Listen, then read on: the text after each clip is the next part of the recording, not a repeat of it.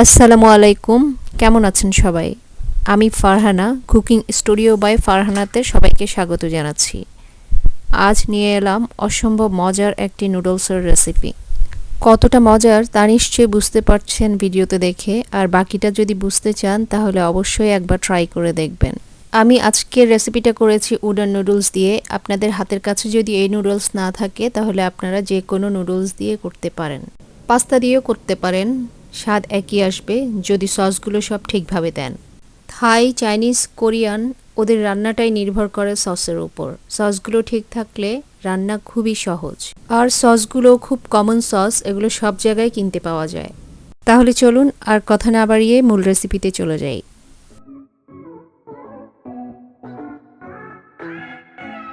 Noodles রান্না করতে আমাদের যা যা লাগবে: 1 কাপ স্লাইস করা গাজর, 1.5 কাপ ক্যাপসিকাম, আমি 2 কালারের নিয়েছি, 1.5 কাপ জুকিনি স্লাইস করা, 2 কাপ পরিমাণ broccoli, 1 cup mushroom slice, half cup পরিমাণ রসুন আর লাল মরিচ কুচি, মোটা করে কাটা 1 কাপ পেঁয়াজ, 10-12টা বড় সাইজের চিংড়ি মাছ পরিষ্কার করে নিয়েছি, 4 টেবিল চামচ লাইট সয়া সস, 2 টেবিল চামচ ডার্ক সয়া সস, 3 টেবিল চামচ ওয়েস্টার সস, গোলমরিচের গুঁড়ো 1 টেবিল চামচ আর ব্রাউন সুগার 1 টেবিল চামচ। নিয়েছি হাফ টেবিল চামচ সেসামি অয়েল আর 4 টেবিল চামচ বাটার। শুধু তেল দিয়েও করা যায়, কিন্তু বাটারটা দিলে টেস্টটা খুব ভালো আসে। আর নিয়ে নিব 1 প্যাকেট উডন নুডলস। আপনারা যে কোনো নুডলস দিয়েই করতে পারেন। এই নুডলসটা ড্রাই ফ্রেশ দুই রকমই কিনতে পাওয়া যায়, আমি আজকে ফ্রেশটা নিয়েছি। ফ্রেশ নুডলসটা সেদ্ধ করার ঝামেলা থাকে না, গরম পানি দিয়ে একটু 2-1 মিনিট ভিজিয়ে রাখলেই হয়। আমি 1 প্যাকেট নুডলসকে 4 কাপ ফুটন্ত পানি দিয়ে 2-1 মিনিট ভিজিয়ে রেখেছি। নুডলসটা ফ্রেশ হলেও প্যাকেটে থাকার কারণে একটু গায়ে গায়ে লেগে থাকে, এজন্য কিছুক্ষণ পানিতে ভিজিয়ে রাখলে একটা থেকে একটা ছুটে যায়। এখন আমি ওয়াক বা কড়াইতে বাটার দিয়ে দিলাম 4 টেবিল চামচ, তার সাথে অলিভ অয়েল দিয়ে দিলাম। বাটারটা গলার জন্য অপেক্ষা করছি। বাটারটা গলে গেলে রসুন আর মরিচের কুচিটা দিয়ে দিব। তারপর ফুল ফ্লেমে সেগুলো ভেজে নিতে হবে। যে কোনো চাইনিজ রান্নায় একটা বড় পয়েন্ট হলো পুরো রান্নাটাই হবে ফুল ফ্লেমে। এখন দিয়ে দিলাম মোটা করে কাটা পেঁয়াজগুলো। তারপর আবার সব কিছু ভেজে নেব। সুন্দর একটা যখন অ্যারোমা ছড়াবে তখন একে একে বাকিগুলো দিতে থাকবো। এখন দিয়ে দিচ্ছি চিংড়ি মাছ। চিংড়ি মাছ 2-3 মিনিটের বেশি ভাজা যাবে না, কারণ বেশিক্ষণ ভাজলে চিংড়ি মাছটা শক্ত হয়ে যাবে। এই জন্য কিছুক্ষণ ভেজে যখন চিংড়ি মাছটা একটু গোলাপি কালার হয়ে আসবে তখন মাছগুলো তুলে নিতে হবে। চিংড়ি মাছ কুক হতে বেশি সময় লাগে না, এই জন্য শেষের দিকে আমরা চিংড়ি মাছ কয়েক মিনিটের জন্য আবার দিয়ে দিব। এখন দিয়ে দিচ্ছি স্লাইস করে রাখা গাজরগুলো। গাজর দিয়ে আবার একটু কতক্ষণ নেড়ে চেড়ে ভেজে নিব। 1 থেকে 1.5 মিনিট গাজরগুলো ভেজে তারপর দিয়ে দিব জুকিনি। এরপর জুকিনি 2-1 মিনিট ভেজে আবার দিয়ে দিব ব্রকলি। আপনারা আপনাদের পছন্দ মতো সিজনাল সবজি দিয়েও করতে পারেন। সবজিগুলো 2 মিনিট ভাজা হলে এখন দিয়ে দিব সয়া সস। যে পরিমাণ সয়া সস রেখেছি রান্নার জন্য তার অর্ধেকটা। এটা আমি করি কারণ অনেক সময় দেখা যায় শেষের দিকে সসগুলো দিলে অনেক সবজিতে ঢোকে না, যেমন জুকিনি একটু পানসে ধরনের, তাই একটু সস আগে দিয়ে দিলাম, তাহলে লবণটা একটু ব্যালেন্স হবে। এ পর্যায়ে দিয়ে দিব মাশরুম। এরপর সব কিছু একসাথে নেড়েচেড়ে ভালো করে মিশিয়ে দিতে হবে।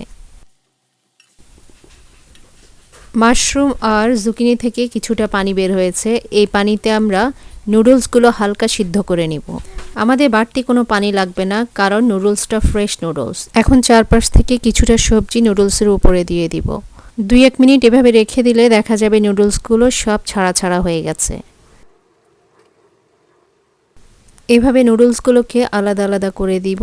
এই পর্যায়ে ভাজা চিংড়ি মাছগুলো দিয়ে দিব।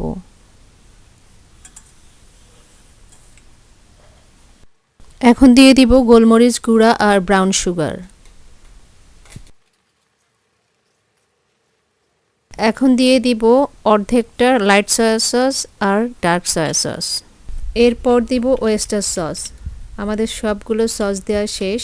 এবার ভালোভাবে নেড়েচেড়ে সুন্দর করে সব কিছু একসাথে মিশিয়ে দিব। ঠিক এভাবে নেড়েচেড়ে আর 2 মিনিট কুক করব। এভাবে নাড়াচাড়া করলে কি হয়, সবজিগুলো ওভারকুক হয় না। এই পর্যায়ে দিয়ে দিব ক্যাপসিকামগুলো, তারপর আবার সবগুলো একসাথে মিশিয়ে দিব। আমাদের রান্না প্রায় শেষ পর্যায়ে। সব শেষে দিয়ে দিচ্ছি সেসামি অয়েল। সেসামি অয়েল দিয়ে দিব 1/2 চা চামচ, কারণ এই তেলটা অনেক স্ট্রং হয়, এজন্য খুব কম পরিমাণে দিতে হবে। সেসামি অয়েল দেওয়ার পর আবার সব কিছু একসাথে নেড়েচেড়ে ভালো করে মিশিয়ে দেব। রেডি হয়ে গেল আমাদের নুডলস।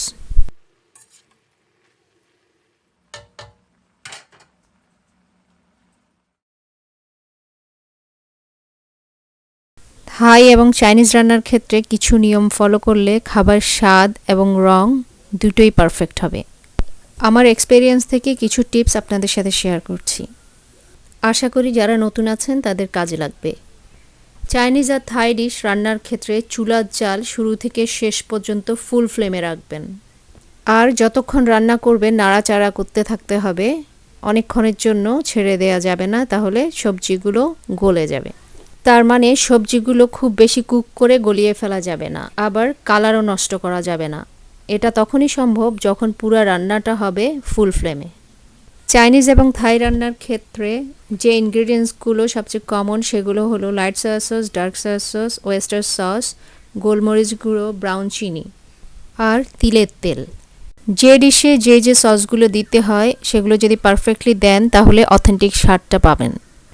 আশা করি আজকের রেসিপিটা আপনাদের সবার কাছে খুব ভালো লেগেছে। যদি ভালো লেগে থাকে একটা লাইক দেবেন। কোনো কিছু জানার থাকলে অবশ্যই কমেন্টস বক্সে কমেন্টস করে জানাবেন। আপনাদের একটা লাইক আর কমেন্টস আমাকে সামনে এগিয়ে যেতে অনুপ্রেরণা যোগাবে। আশা করি আপনারা আমার সাথে থাকবেন, আমার চ্যানেলটি সাবস্ক্রাইব করবেন আর পাশে থাকা বেল আইকনটি প্রেস করে রাখবেন, যাতে পরবর্তীতে কোনো ভিডিও আপলোড হওয়ার সাথে সাথে আপনাদের কাছে নোটিফিকেশন পৌঁছে যায়। তাহলে আজ এই পর্যন্তই, আবার চলে আসব নতুন কোনো রেসিপি নিয়ে। সেই পর্যন্ত সবাই ভালো থাকবেন, আমাদের জন্য দোয়া করবেন। আল্লাহ হাফেজ।